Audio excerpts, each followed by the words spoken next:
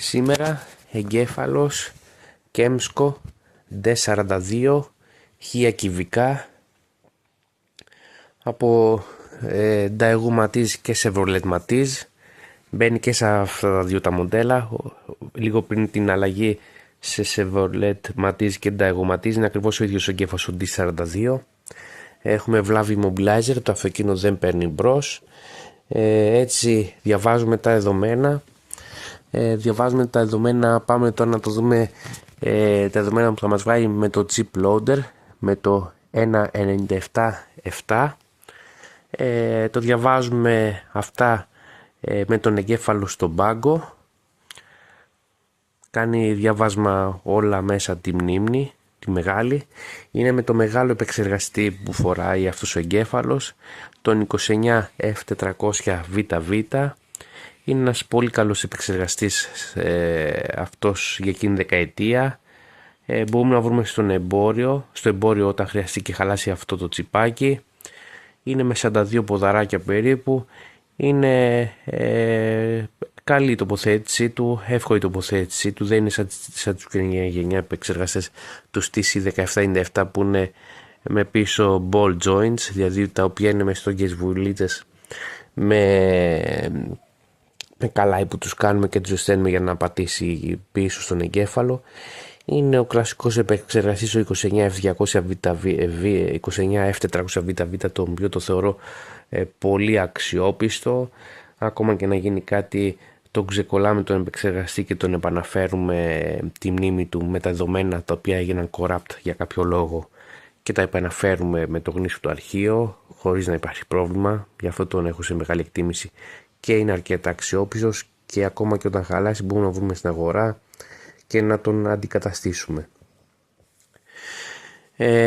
Τώρα σε αυτό το Chevrolet Matiz, Daewoo Matiz Hiari Vezinis, το οποίο έχει ακινητοποιηθεί από immobilizer, έχει βλάβει μέσα immobilizer, δεν μπορεί να πάρει μπρος, δεν στέλνει σπινθία στα μπουζί και έτσι θα απενεργοποιήσουμε ή αλλιώς θα καταργήσουμε το immobilizer στον εγκέφαλο κινητήρα και το αυτοκίνητο θα πάρει μπρος.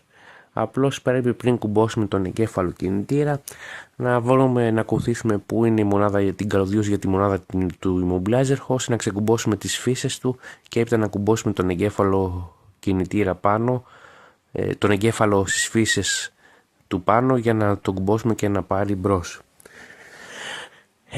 Με αυτό το πρόγραμμα το chip loader που το κάνουμε για πρώτη φορά δοκιμή να δούμε σε αυτούς τους Kemsko ζύμες εγκεφάλους της Daewoo Chevrolet, να δούμε πόσο γρήγορα μας το διαβάζει και να το συγκρίνουμε. Θα ήθελα να δω σε σχέση με τα άλλα μηχανήματα αν είναι ακριβώς το ίδιο το αρχείο.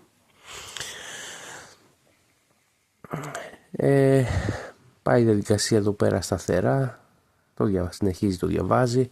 Αυτό το chip loader δεν ξέρω τι προέλευση είναι, δεν μου εμφανίζει γράμματα, έστω κάτι αγγλικά, με πολλά ερωτηματικά μου το εμφανίζει.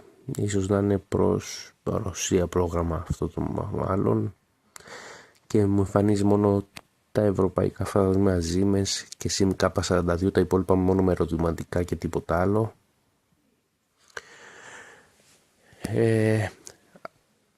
Όταν άνοιξα αυτό τον εγκέφαλο είδα ότι είχαν βάλει μηχάνημα emulator, το οποίο δυστυχώς μετά από 9 μήνες χάλασε, οπότε εμείς το ξυλώσαμε, θα το δούμε τώρα σε λίγο, θα το δείξω μέσα που τη βρήκα.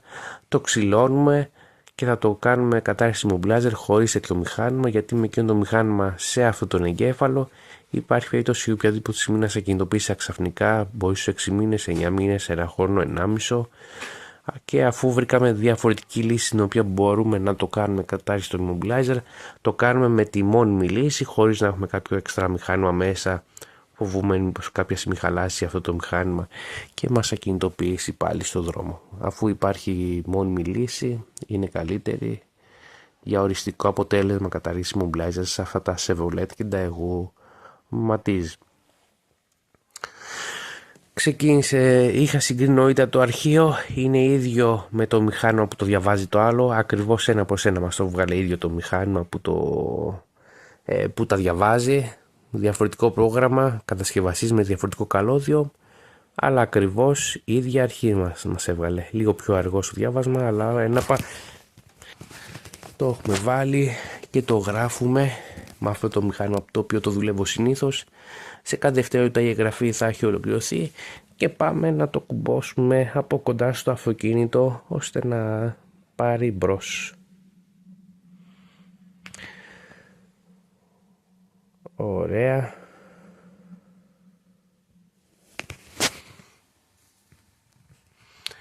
Είναι έτοιμο, πάμε να το κουμπώσω στο αυτοκίνητο.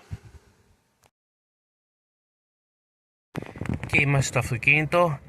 Εκεί είναι ο παλιός εγκέφαλος.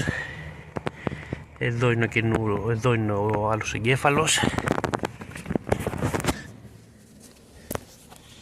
Μονάδα immobilizer αποσυνδεμένη.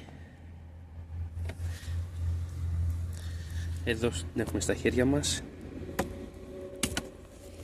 Και πάμε να βάλουμε μπρος.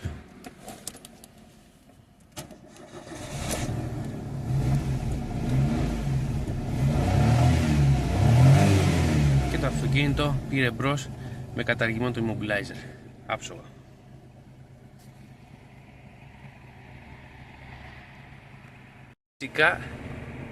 Φυσικά λειτουργεί και το air condition. Γιατί υπάρχουν με λειτουργική κατάσταση χωρίς να λειτουργεί το air condition.